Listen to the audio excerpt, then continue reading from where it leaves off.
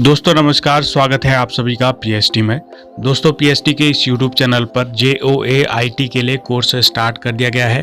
दोस्तों पीएसटी के इस यूट्यूब चैनल पर जो भी मॉक टेस्ट अपलोड किया जा रहा है, अगर आप उसका PDF पाना चाहते हैं तो पीएसटी के JOAIT के टेलीग्राम ग्रुप से जुड़ जाइएगा। बाकी इस कोर्स में जो भी चीज़ें होगी वो आपको ग्रुप में बता दी जाएगी।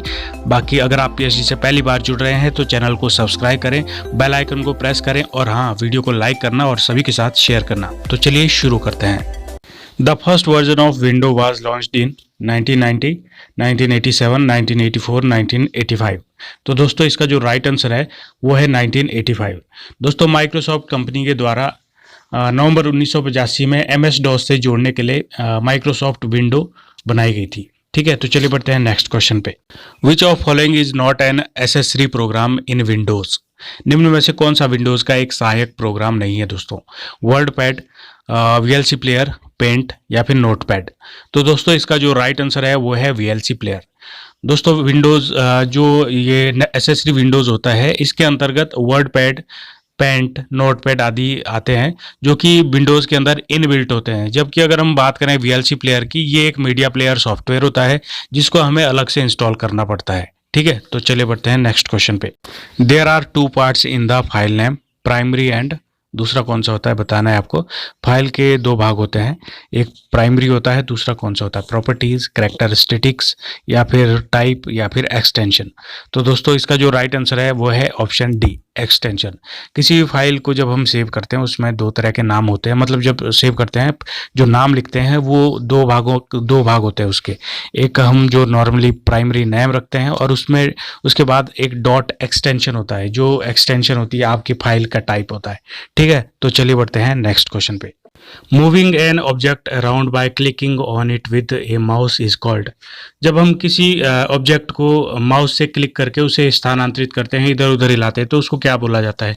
क्लिकिंग, ड्रैगिंग, शिफ्टिंग या फिर ड्रॉपिंग। तो दोस्तों इसका जो राइट आंसर है वो है ड्रैगिंग। दोस्तों जो ड्रैगिंग है एक नॉर्मल एक्टिविटी होती है जो कि ग्राफिकल यूजर इंटरफेस में किया जाता है। इसमें हम कर्सर को किसी ऑब्जेक्ट पर ले जाते हैं और उससे सिलेक्ट करते हैं और उसको किसी नए स्थान पर ले जाते हैं। यदि माउस से ये सारी प्रक्रियाएं की जा रही है तो उसको क्या कहा जाता है? ड्रैगिंग। ठीक है, तो चलिए बढ़ते हैं नेक्स्ट क्वेश्चन पे। GUI is not present in calculator, laptops, smartphones या फिर MP3 प्लेयर। तो दोस्तों सबसे पहले तो आपको GUI की फुल फॉर्म मालूम होनी चाहिए, एग्जाम में हर बार पूछी जाती है लगभग। तो इसकी फुल फॉर्म है ग्राफिकल यूजर इंटरफेस। तो दोस्तों ये इनमें से कैलकुलेटर में मौजूद नहीं होता है। दोस्तों जो GUI होता है ये किसी भी यूज़र को परमिशन देता है कि वो ग्राफिकल आइकन के माध्यम से इलेक्ट्रॉनिक डिवाइस से इंटरेक्ट करे। GUI कैलकुलेटर में काम नहीं करता है। ठीक है, तो चले बढ़ते हैं नेक्स्ट क्वेश्चन पे। Which extension is given to word document by default. Word document को डिफॉल्ट द्वारा कौन सा एक्सटेंशन दिया जाता है? .doc, .com, .ext या फिर नन ऑफ दीज।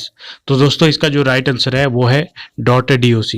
दोस्तों आपको इस तरह की एक्सटेंशन के बारे में विस्तार से मालूम होना चाहिए। जितनी भी तरह की ये एक्सटेंशन होती है, कम से कम 2 या 3 क्वेश्चन आपको कम से कम ये एक्सटेंशन पे देखने को मिलेंगे। तो आपको मॉक टेस्ट पे तो जरूर देखने को मिलेंगे, साथ के साथ आपको खुद भी पढ़ लेना है ये चीज़।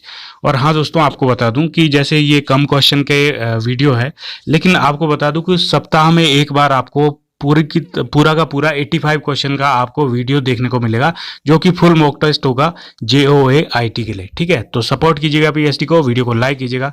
तो चलिए बढ़ते हैं नेक्स्ट क्वेश्चन पे। MS word is basically used for creating database, analysing the data, preparing the various documents, preparing slides. तो दोस्तों इसका जो राइट आंसर है वो है प्रिपेयरिंग द वेरियस डॉक्यूमेंट्स। विभिन्न प्रलेखों को तैयार करने के लिए हम MS वर्ड का प्रयोग करते हैं। ठीक है, तो चलिए बढ़ते हैं नेक्स्ट क्वेश्चन पे।